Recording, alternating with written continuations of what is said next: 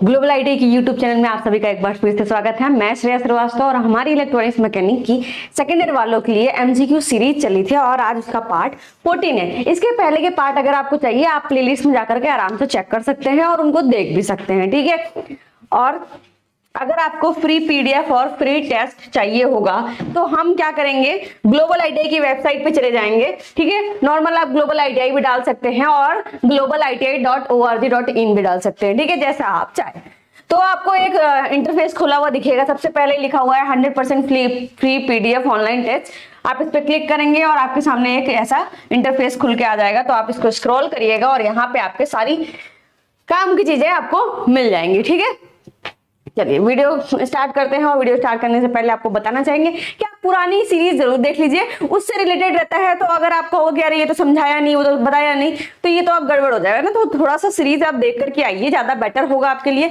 Video कैसी लगी जरूर बताइएगा, कमेंट जरूर करिएगा और अच्छी लगेगी तो लोगों को शेयर करिएगा, ठीक है।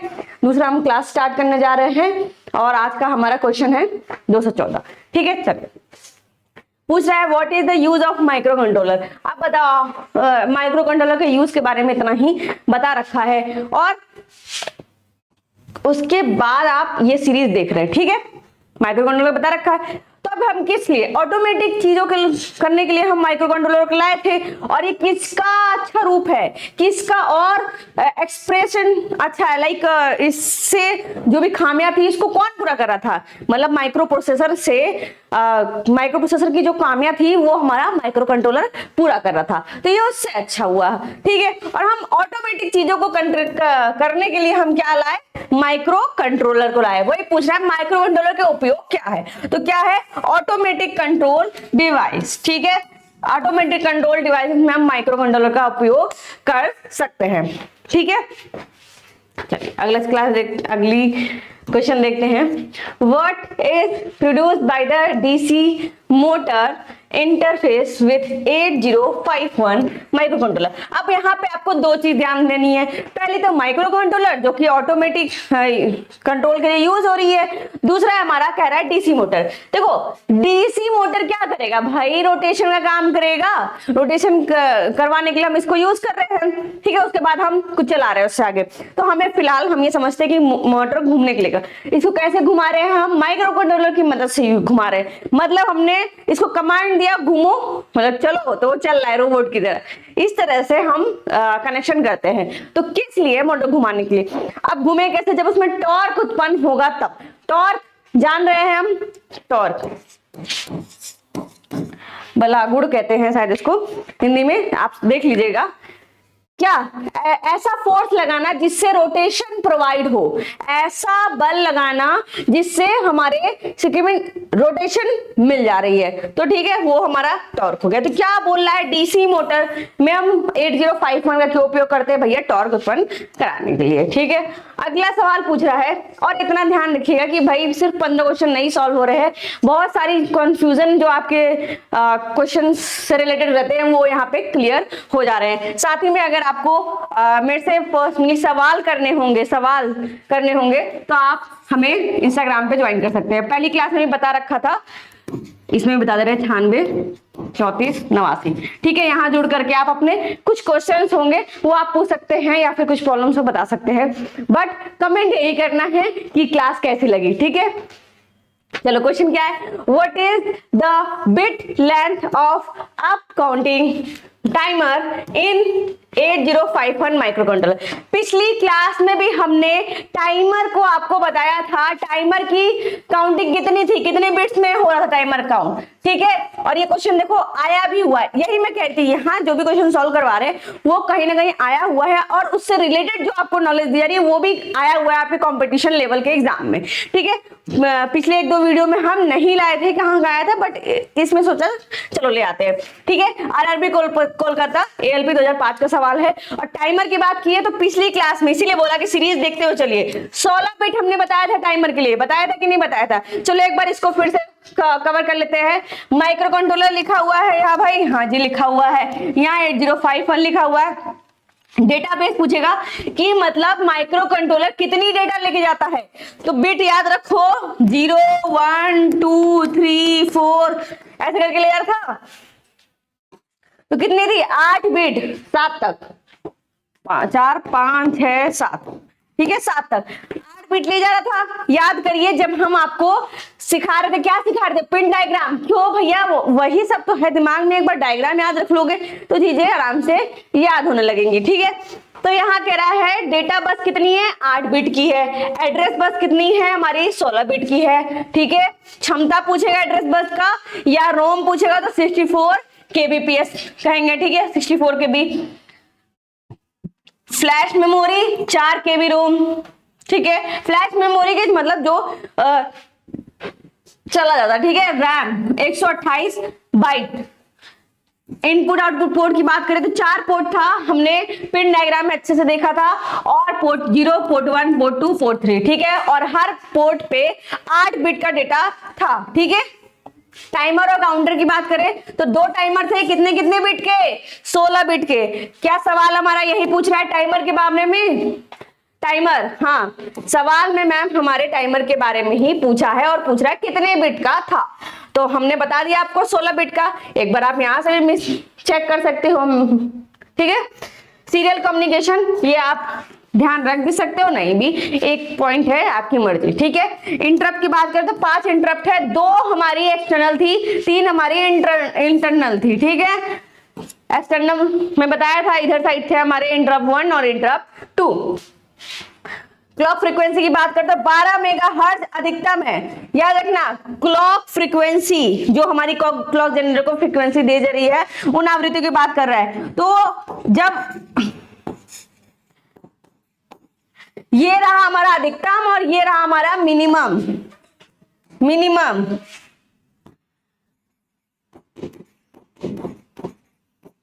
ठीक है। मिनिमम 1 मेगाहर्ट्ज होती है, मैक्सिमम 12 मेगाहर्ट्ज होती है, ठीक है।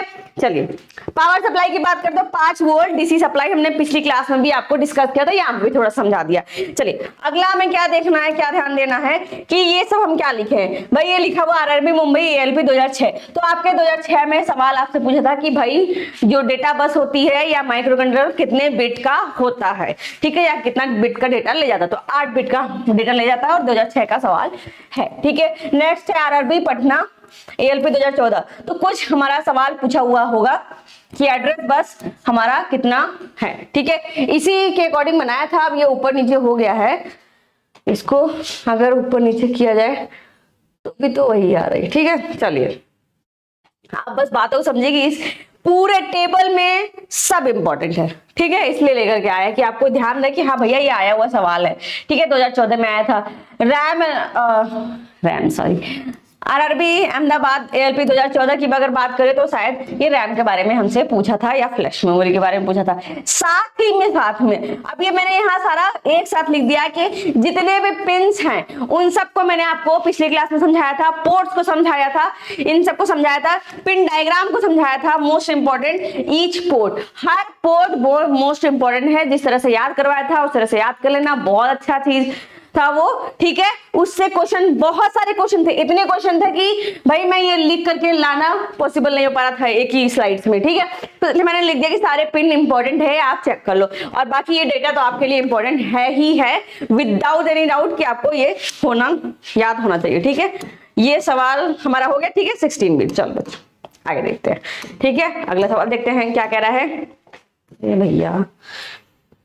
What is the name of the section that count a predefined number of processor clock pulses to generate a programmable delay? अब देखो जहां डिले लिखा हुआ है, प्रोग्रामिंग डिले की बात कर रहा है, प्रोग्रामिंग विलंब उत्पन्न करने के लिए प्रोसेसर क्लॉक पल्सेस की पूर्वनिर्धारित संख्या को गिनने के अनुभव का नाम क्या है। इतना लंबा चौड़ा लिखा है, हमें तो समझ में नहीं आ रहा, हमें समझने क्यों, देखो जो इंपॉर्टेंट है वो हमें पता है भाई। डिले प्रोवाइड कराने की बात कर रहा हूं, और मैंने कल की क्लास में बताया था आपको कि डिले कैसे प्रोवाइड होगा भाई, टाइमर से होगा। टाइमर हम लगाते हैं डिले प्रोवाइड करने के लिए। चलो अब यहाँ चारों आया है तो थोड़ा सा चारों समझ लेते हैं।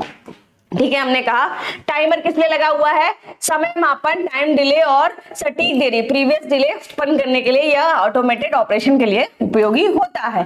काउंटर की अगर बात करें या काउंटर के बारे में पूछे तो यह बाहरी घटनाओं, जो भी एक्सटर्नल इवेंट होता है उनकी काउंटिंग करने के लिए होता है। जैसे कि पल्सेस जो हम देते हैं, कितने पल्स दिए तो कितने मेगाहर्ट्ज की हमारी फ्रीक्वेंसी हो रही है, वो काउंटर हमारा काउंट करता है। काउंटर से मतलब ये है काउंटिंग करने का। नेक्स्ट ऑप्शन है हमारा थर्ड वाला, क्लॉक सिग्नल। माइक्रो कंट्रोलर के सभी ऑपरेशन को सिंक्रोनाइज करने के लिए यह सुनिश्चित करता है कि सभी कार्य सही समय पर पूरे हो रहे हैं। ठीक है, क्लॉक सिग्नल समझ लो एक तरह से सुपरवाइजर जो नहीं होता है, खाली कुछ काम नहीं होता है चाचा ताऊ का, खाली घूमते रहते हैं। अच्छा, जैसे घर में शादी ब्याह पड़ता है तो होते हैं कोई फूफा चाचा ताऊ होते हैं जो घर में पूरे घूमते हैं और देखते रहते हैं कि कहाँ कौन सा हलवाई क्या काम कर रहा है, उसमें तेल कम पड़ा है, वो जरा तो मग्गा उधर दे देना, जरा वो हल्दी थोड़ा सा ज्यादा कर दो, ऐसे एडवाइस देते हैं समझ लो कंट्रोलिंग का काम कर रहा है। ठीक है, क्लॉक सिग्नल। अगला है क्लॉक जनरेटर की बात करा तो एक स्थिर और लगातार क्लॉक सिग्नल प्रदान करता रहता है। ये करता है एक कांस्टेंट क्लॉक सिग्नल देता रहता है। ठीक है, जिससे 8051 माइक्रोकंट्रोलर सही तरीके से कार्य करे। आमतौर पर इसमें एक क्वार्ट्ज क्रिस्टल या बाहरी ऑक्सीलेटर उपयोग किया जाता है। क्वार्ट्ज क्रिस्टल याद करो भाई, एक्सटेल ये 19 नंबर पे था, ये हमारा 20 19 18 पे था। ठीक है, ये 18 पे था, ये 19 पे था। एक्सटेल 1 2। ठीक है, तो ये याद करो, ये क्या था, क्रिस्टल ऑक्सीलेटर था। अब इसका काम क्या था कि पल्स जनरेट कर रहा था या पल्स दे रहा था, हमारा जो भी प्रोग्रामिंग हो रही है उसको प्रॉपर ढंग से करने के लिए पल्स जनरेट कर रहा था, पल्स दे रहा था। ठीक है, चलो इससे हमें 4 पॉइंट्स मिल गए, 4 पॉइंट हमने जान लिए भैया। चलो बहुत अच्छी बात है, वो सब भी जरूरी है जानना क्योंकि कॉम्पिटिटिव एग्जाम में आपका आता रहता है। चलो नेक्स्ट, ये हो गया टाइमर। अगला है, बोल रहा है 218 which section is IC 8051 is running on external clock source. IC 805 में कौन सा खंड बाहरी घड़ी स्रोतों से पर चल रहा है। अभी जस्ट पीछे क्या हम डिस्कस किए, क्लॉक जनरेटर। क्या पीछे डिस्कस किए, क्लॉक जनरेटर बाहरी घड़ी से हमारा चल रहा है। ठीक है, ये तो बाहरी एक्सटर्नल को काउंट करने के लिए है। ठीक है, एक्सटर्नल, हाँ ठीक है। चल, तो हम क्वेश्चन नंबर देखते हैं कौन सा, चलो 218 देखते हैं हम क्या बोल रहा है।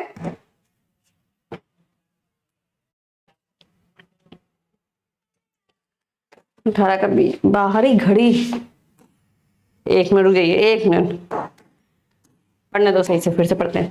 Which section in IC 8051 is running on external clock sources. ठीक है, IC 8051 कौन सा खंड बाहरी घड़ी स्रोत पर चल रहा है। और अभी जस्ट हमने पढ़ा कि बाहरी जो घटनाएं होती है या एक्सटर्नल जो भी इवेंट्स दिए जाते हैं उसकी गिनती काम किसका होता है, काउंटर का होता है। तो इस हिसाब से हमारा 218 का ऑप्शन नंबर बी सही हो जाएगा। ठीक है, थोड़ा सा कंफ्यूजन हो गया था क्वेश्चन पढ़ने में। ठीक है, चलो काउंटर। ओके,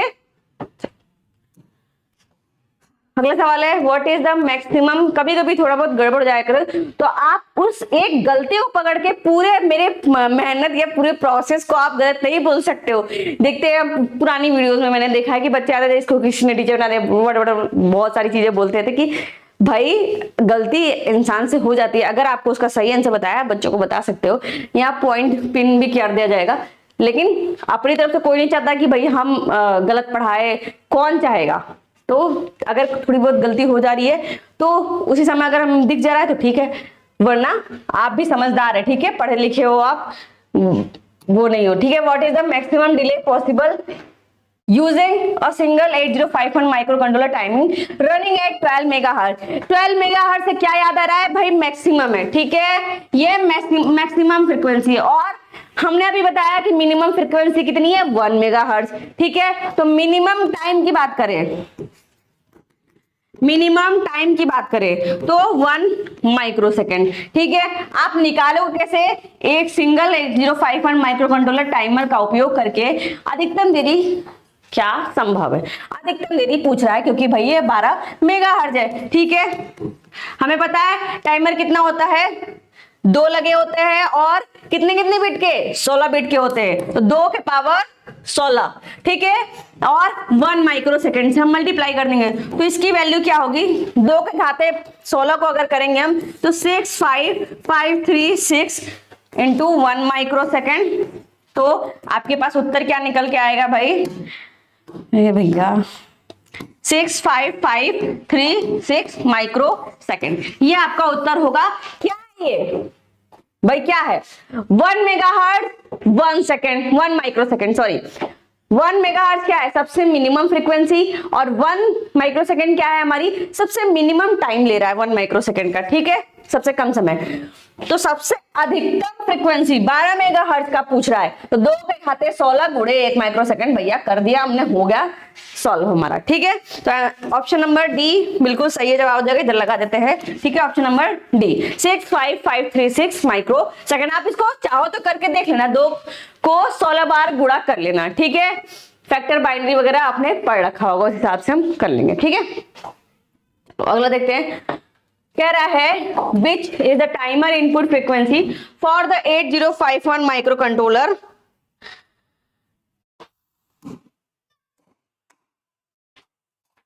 बारह मेगाहर्ट्ज पर चलने वाले 8051 माइक्रो कंट्रोलर के लिए टाइमर इनपुट आवृत्ति कौन सी है? अभी हमने आपको बताया कि कितनी हो जाएगी, 1 मेगाहर्ट्ज, बहुत छोटा सी चीज था, वही पूछ रहा था, ठीक है। चलिए, What is the purpose of using divided by 12 network in 8051 microcontroller oscillator output to feed the timer?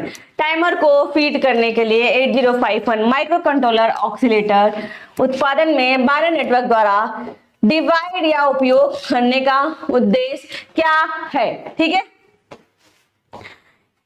इसके जैसे पीछे जैसे बात कर रहे हैं, उद्देश्य क्या है, क्लॉक सिग्नल, घड़ी संकेत, ठीक है। 12 नेटवर्क में क्यों डिवाइड किया गया और नेटवर्क में क्यों नहीं डिवाइड किया गया, मतलब कि अगर हम क्या कहते हैं 12 से ज्यादा भी कर सकते थे, 12 से कम भी कर सकते थे। देखो एक पर्टिकुलर रेशियो होता है किसी चीज का, ठीक है। अगर किसी की बात करें कि 6 फीट के लोग को 6 फीट से कंपेयर करना चाहिए, ठीक है। 6 फीट का कोई है और उसको आप 4 फीट के इंसान से कंपेयर कर रहे हो, तो ऐसा पॉसिबल नहीं है, पॉसिबल है बट मूर्खता हो गई है, ठीक है। तो 12 में डिवाइड क्यों किया गया भैया, इसको डिजाइनिंग ऐसी बनी हुई है कि ये ऐसे डिवाइड किया गया है, ठीक है। इसकी डिजाइनिंग के ऊपर डिपेंड करता है, आप ज्यादा क्यों नहीं कर सकते थे। हमारी जो माइक्रो कंट्रोलर है वो और कॉम्प्लेक्स बन जाएगी, ये तो ऑलरेडी बहुत कॉम्प्लेक्स है, ठीक है इसकी सर्किट, और आप उसमें और एक्स्ट्रा जोड़ दोगे तो और कॉम्प्लेक्स बन जाएगा। तो इस वजह से हम किस पे जा रहे हैं, क्लॉक सिग्नल पर, ठीक है। तो क्वेश्चन नंबर 221 का ऑप्शन नंबर ए सही होगा, ठीक है। अगला सवाल देखते हैं, how the longer delay in is basic programme using timer 8051 microcontroller is implemented. 8051 microcontroller में टाइमर का उपयोग बुनियादी कार्यक्रम में लंबा अंतराल कैसे उत्पन्न करता है। अब माइक्रो कंट्रोलर की बात करो या किसी की भी बात कर लो, अगर आपको बोले कोई कि चलो भाई ये काम करना है और इतने समय में करना है, आपको चाहिए कि उस समय को खाओ आप और उस काम को थोड़ा सा और लेट करो, तो वो काम थोड़ा धीरे धीरे करोगे ना, तो इसमें क्या होता है, लूपिंग चलने लगती है, ठीक है। एक ही कार्य बार बार हो रहा है, उससे क्या होगा कि जो उसकी स्पीड है वो स्लो हो जाएगी, वो लूपिंग की वजह से। अब मान लो हमें यहां से यहां आना है, ठीक है, यहां से यहां आना है और उसके बाद हम यहां आ रहे हैं, यहां से और फिर आगे जाना है, हमारा गंतव्य आगे है, ठीक है। हम यहां से आ रहे हैं, वापस जा रहे हैं, फिर आ रहे हैं, फिर वापस जा रहे हैं, फिर आ रहे हैं, फिर वापस जा रहे हैं, तो क्या एक तरह से हम देख रहे हैं कि हमने एक यहाँ पे लूप बना दिया, जिसकी वजह से हम हमारे जो आउटपुट आ रहा है वो देर हो रहा है उसमें, तो देर करने के लिए हम क्या करेंगे, लूपिंग करेंगे, ठीक है, टाइम डिले को करेंगे। ऑप्शन नंबर डी बिल्कुल सही हो जाएगा। चलो नेक्स्ट क्वेश्चन देखो, 12 मेगाहर्ट्ज आवृत्ति पर चलने वाले एक सिंगल 8051 माइक्रो कंट्रोलर द्वारा टाइमर का उपयोग करके न्यूनतम विलंब, देखो मैक्सिमम देरी हमने बता दिया 65536 था, और यहाँ पे न्यूनतम विलंब बता रहा है तो 1 माइक्रो सेकंड हो जाएगा, ठीक है। तो इस तरह से हमारा 223 का ऑप्शन नंबर ए सही हो जाएगा। नेक्स्ट क्या कह रहा है, Which chip is versatile to use for simple consumer electronics to high and application? कौन सा चिप साधारणतः उपभोक्ता इलेक्ट्रॉनिक्स से उच्च अंत अनुप्रयोगों के लिए उपयोग के बहुमुखी है? माइक्रो कंट्रोलर की बात कर रहा है। देखो मोबाइल में भी लेके आप घूम रहे हो, हर जगह बहुत ड्यूरेबल होता है, बहुत अच्छा होता है, इस वजह से आजकल सब जगह यूज हो रहा है ऑटोमेटेड सिस्टम में। ठीक है, तो ऑप्शन नंबर डी सही है इसका। ठीक है, चलो आगे बढ़ते हैं। What is the full form of abbreviation SFR? SFR का अब देखो, जो बच्चे हमसे जुड़े होंगे हमारे ग्लोबल आईटीआई की एप्लीकेशन पे, वहां पे एक पूरा स्लाइड होता है केवल फुल फॉर्म्स का। ठीक है, तो अगर आप भी जुड़ना चाहते हो तो आप ग्लोबल आईटीआई की मोबाइल एप्लीकेशन डाउनलोड कर सकते हैं और उस पर आप कोर्स ले सकते हैं। ठीक है, बाकी अगर आप चाहते हैं कि आप थ्योरी खुद से पढ़ लेंगे तो आप खुद से भी पढ़ सकते हैं। पढ़ने से मतलब है कहीं से भी पढ़ लीजिए। ठीक है, चलिए अगला देखते हैं। कह रहा है कि एसएफआर का फुल फॉर्म तो क्या हो जाएगा? Special function register. ठीक है, चलिए अगला है which lens is fitted on the yellow light to produce green light? कह रहा है भैया येलो पे ग्रीन लाइट हमें बनाना है। ठीक है, ग्रीन लाइट बनाना है तो येलो पे क्या कौन सा लाइट हम चढ़ाएंगे, कौन सा लेंस चढ़ाएंगे? ट्रैफिक कंट्रोल का क्वेश्चन है।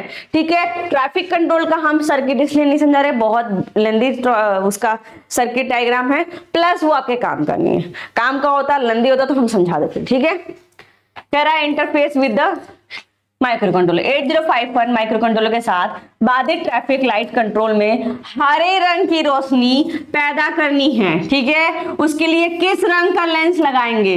किस पे? पीले रंग पे।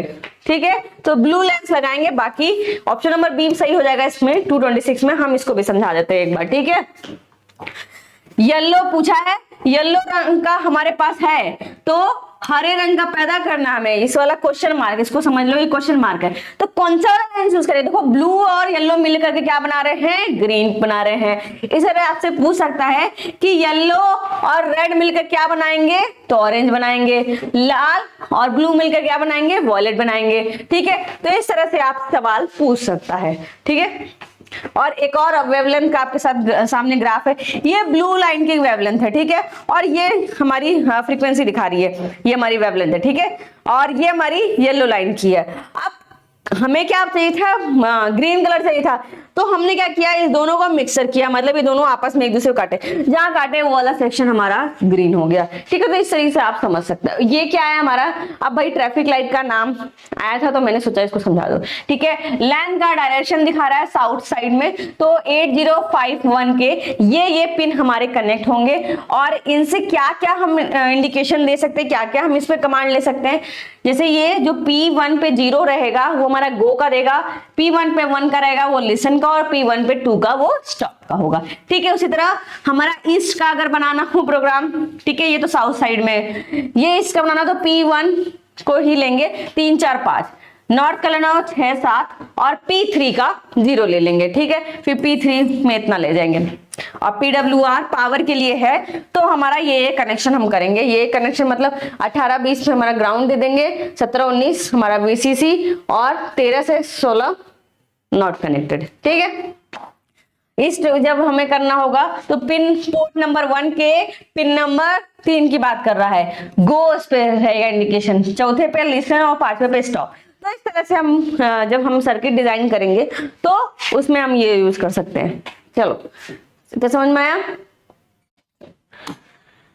हो गया, चलो नेक्स्ट क्वेश्चन। इसका आंसर हमने बता दिया, ब्लू होगा। Which device protect the microcontroller from high current drawn by DC motor circuit interface with it? कौन सा उपकरण डीसी मोटर सर्किट द्वारा खींचे गए उच्च करंट से माइक्रो कंट्रोलर को बचाता है? ठीक है, डीसी मोटर से बैक में हमारी हाई करंट आ रही है। ठीक है, उससे हमारा माइक्रो कंट्रोलर ना खराब हो, उससे हमें कौन बचाएगा? तो आइसोलेटर होता है, ऑप्टो आइसोलेटर, वो हमारा माइक्रो कंट्रोलर का बचाने का कार्य करता है। अब ये कैसे बचा लेता है भाई?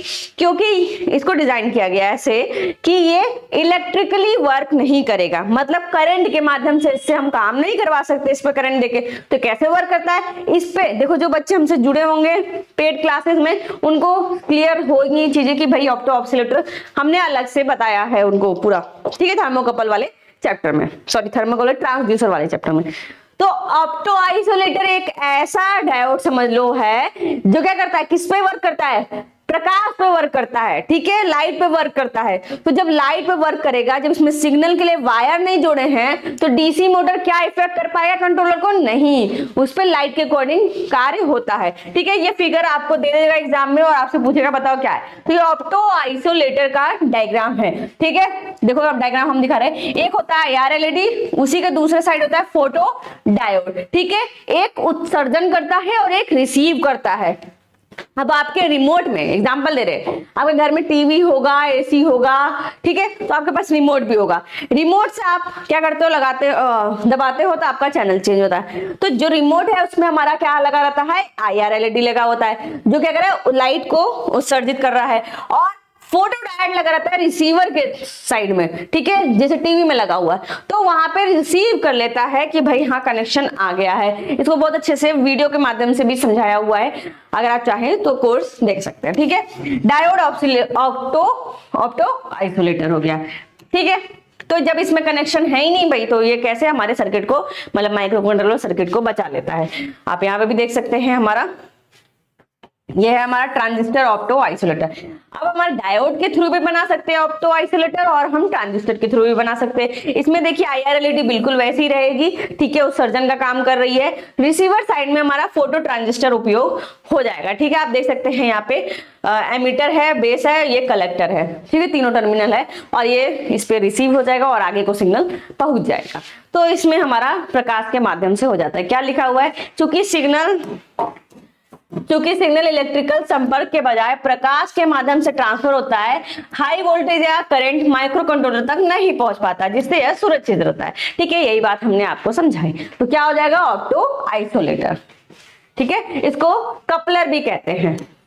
अगला सवाल है, what is the name of the device, device का नाम क्या है। अब देखो आपके एग्जाम में ऐसे फिगर दे देंगे और आपसे बोलेंगे इसको क्या बोलेंगे, तो इसके पहले हम थोड़ा सा ये देख लेते हैं। इस फिगर को दिखा करके पूछा था ये कौन सा वाला है, तो उसमें ऑप्शन ये वाले नहीं थे, ठीक है, वो कॉम्पिटिटिव लेवल की बता रहे हैं, कॉम्पिटिशन लेवल का बता रहे हैं, ठीक है। फिगर सेम था और बोला था ये कौन सा वाला स्ट्रेन गेज है, तो ये हमारा बॉन्डेड स्ट्रेन गेज है। ये क्वेश्चन आया है इंडियन ऑर्डिनेंस फैक्ट्री IOF 2016 का सवाल है। सेम क्वेश्चन देखो, बस फिगर दिखा करके आपसे पूछ लिया कि बताओ भाई कौन सा वाला है, ठीक है।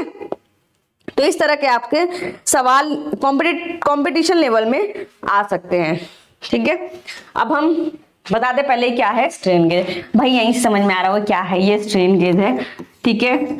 ये क्या दो कार्य कर रहा है, दो चीजों पे कार्य करता है, एक तो इस पे दबाव पड़ता है तब, और जब ये एक्सपेंशन होता है तब, ठीक है, दो चीज, जब एक्सपेंशन हो जाएगा और जब कंप्रेशन होगा। तो यहाँ पे डायरेक्शन ऑफ स्ट्रेन दिखा रहा है कि इस पे खिंचाव हो रहा है, और इस तरह से जब खिंचाव होगा तो ये सिग्नल को चेंज करेगा। ट्रांसड्यूसर क्या होता है, पहले तो जो एक एनर्जी लेवल को दूसरे एनर्जी लेवल में बदल रहा है, वही हमारा ट्रांसड्यूसर होता है। यहाँ आंसर हो जाएगा 228 का स्ट्रेन गेज। यहाँ आपका क्वेश्चन खत्म हो गया, बट हमने चारों को ले लिया, आपका जो ऑप्शन थे thermistor, strain gauge, inductive transducer और टेम्परेचर डिटेक्टर, चारों को समझा देते हैं, क्योंकि भाई आपको बताया गया है यहाँ पे सिर्फ 15 क्वेश्चन तो सॉल्व होते नहीं, उससे एक्स्ट्रा ही बताया जाता है आपको, ताकि आपका कोई भी क्वेश्चन कहीं से छूटे ना, यही वो मेन मोटिव होता है, ठीक है। ये क्वेश्चन आया हुआ, चलो हम यहाँ पे थोड़ा सा पढ़ लेते हैं और आपको समझा देते हैं, ठीक है। पहला था हमारा ऑप्शन थर्मिस्टर, ठीक है, दूसरा है स्ट्रेन गेज, और तीसरा है हमारा इंडक्टिव ट्रांसड्यूसर, चौथा है हमारा टेम्परेचर डिटेक्टर, ठीक है। अब कार्य करने की सिद्धांत के अनुसार देखेंगे हम, तो ये क्या करता है, तापमान परिवर्तन से प्रतिरोध बदलता है। थर्मिस्टर में क्या होता है, जब इसमें तापमान बदलेगा तो इसका प्रतिरोध बदलेगा, एनटीसी पीटीसी टाइप का होता है, अभी आगे हम फिगर भी देखेंगे, ठीक है। स्ट्रेन गेज की अगर बात करें तो ये भौतिक विकृति से प्रतिरोध बदलता है। इस पे जब भी हम भौतिक विकृति का मतलब या तो एक्सपेंशन या कंप्रेशन, ठीक है, दबाव हमारा या तो ऐसे पड़ेगा या तो ऐसे पड़ रहा है, ठीक, खिंचाव होगा उसके बीच में, या तो दबा दबा महसूस करोगे। जैसे कि आप ट्रेन में चढ़ते हो तो बहुत भीड़ होगी, वहां पे तो आप एकदम दब से नहीं जाते हो, तो वही वाला दबाव, ठीक है, उससे हमारा क्या बदलेगा, प्रतिरोध बदलेगा स्ट्रेन गेज में, ठीक है, वो आप देख सकते हो कितना बदल रहा है। और खिंचाव, जब आप रस्सा कस्सी कभी खेले होगे तो उसमें नहीं एक तरफ से दूसरी टीम पकड़ी रहती है और एक तरफ से दूसरी टीम पकड़ी रहती है और अपनी साइड में दोनों लोग खींचते हैं, तो वो हमारा खिंचाव होगा। ठीक है, इसके कार्य सिद्धांत की बात करें इंडक्टिव टाइप के, तो चुंबकीय प्रेरण में परिवर्तन के आधार पर कार्य करता है। ठीक है, मैग्नेटिक फ्लक्स में जितना चेंज होगा उसी के अनुसार ये कार्य कर रहा है। तापमान के अनुसार संकेत देता है। ठीक है, टेम्परेचर डिटेक्टर मतलब तापमान कितना है वही उसको बताता है। जैसे थर्मोमीटर हम यूज करते हैं ना, वो तापमान दिखाता है, वो वाला। ठीक है, मुख्य उपयोग की बात करें, तापमान मापन में हम उपयोग करते हैं थर्मिस्टर का। ठीक है, बल और विकृति मापन में हम उपयोग करते हैं स्ट्रेन गेज का।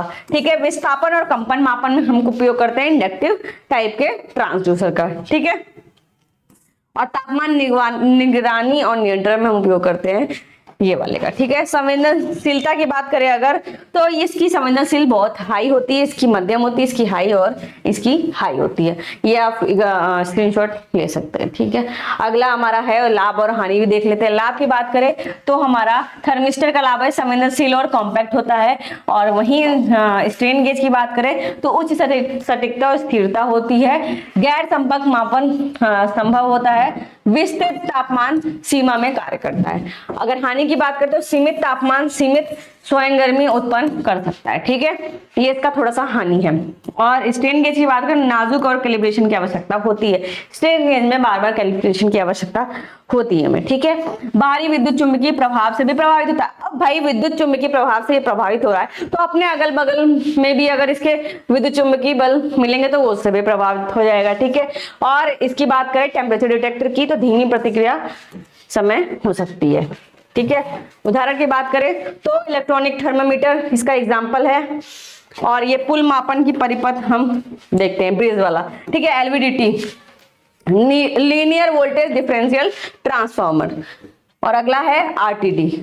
ठीक है, चलो अब जो क्वेश्चन आया हुआ था हमारा, ठीक है, इसको बांटेंगे हम। ठीक है, स्ट्रेन गेज को कितने प्रकार में हमारा बांटा गया है, सिर्फ नाम जान लीजिए कि कितने प्रकार में बांटा गया है हमारा।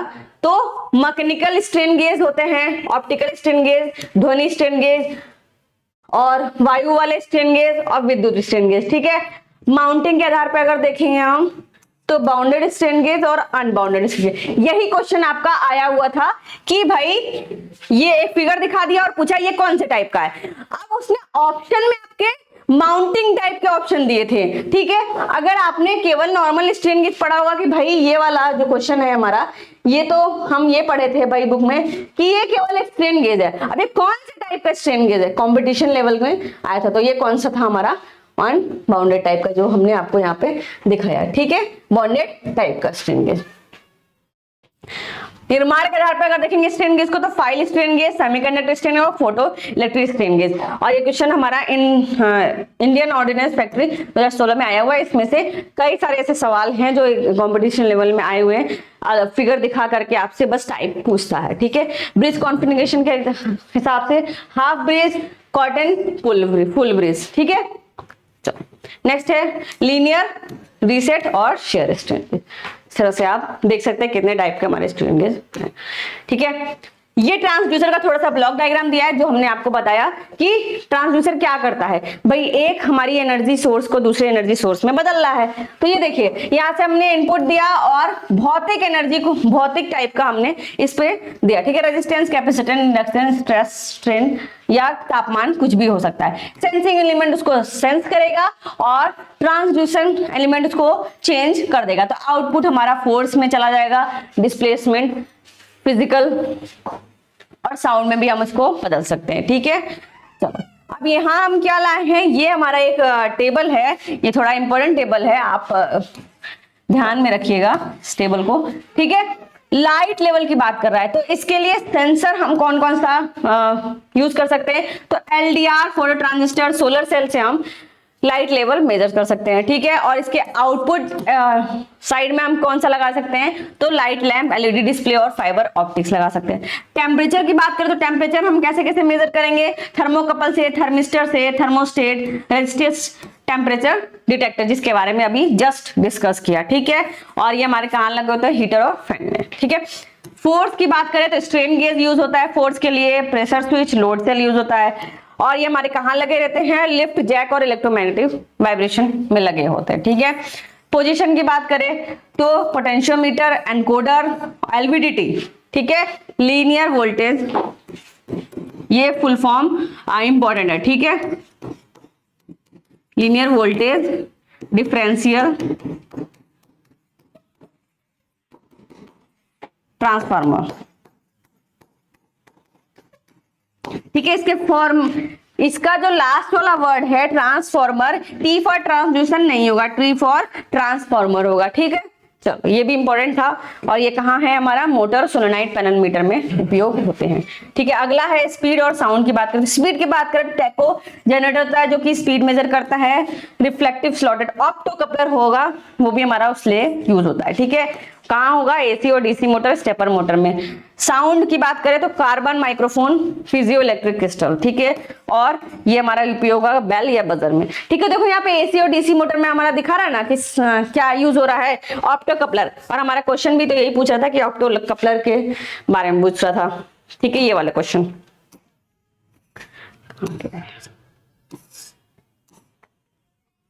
ये क्वेश्चन ना कि भाई डीसी मोटर की बात कर रहा था, तो अभी हमने आपको यहाँ पे भी दिखा दिया, ठीक है। इस वाले में ले सकते हैं आप स्क्रीनशॉट। चलिए अगला देखिए, अब थर्मिस्टर का आपसे फिगर दिखा करके पूछेगा कि भाई ये क्या है, तो ये क्या है, हमारा थर्मिस्टर का फिगर है, ठीक है। विदाउट एनक्लोजन, जब इसका क्लोज नहीं है तब का है फिगर, और ये जब क्लोज है तब का है, ठीक है। तो इसमें हमारा इलेक्ट्रोड की प्लेटिंग होती है, साथ में हमारे लेजर ट्रिम बीम होता है, जो एरिया होता है जहां से हम IR LED लगा हुआ है अगर लेजर जा रहा है, ठीक है।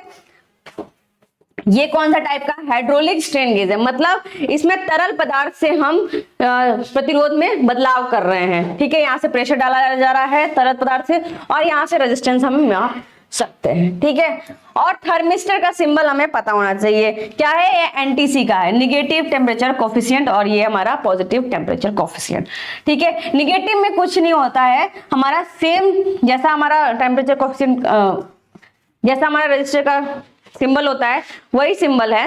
ये हमारा ऐसे ब्लॉक है, -T लिखा होगा तो निगेटिव होगा, और अगर +T लिखा होगा तो ये हमारा पॉजिटिव टेम्परेचर कोएफिशिएंट है, ठीक है। फिजियो इलेक्ट्रिक स्ट्रेन गेज हमारा देखने में कुछ इस प्रकार होता है, और ये फिगर हमारा दे करके आपसे पूछ सकता है कि भाई ये किस चीज का है, तो ये हमारा स्ट्रेन गेज का ही फिगर है, ये हमारा बता रहा है कि कैसे वर्किंग हो रहा है, ठीक है। इसमें टेंशन, मतलब इसमें तनाव हो रहा है और इसमें संपीड़न भी हो रहा है, और इसी को किस में बदल रहा है, हमारा रेजिस्टेंस में बदल रहा है, और उसको हम मेजर कर ले रहे हैं, ठीक है। प्रतिरोध में बदल रहा है और हम इसको मेजर कर ले रहे हैं, ठीक है।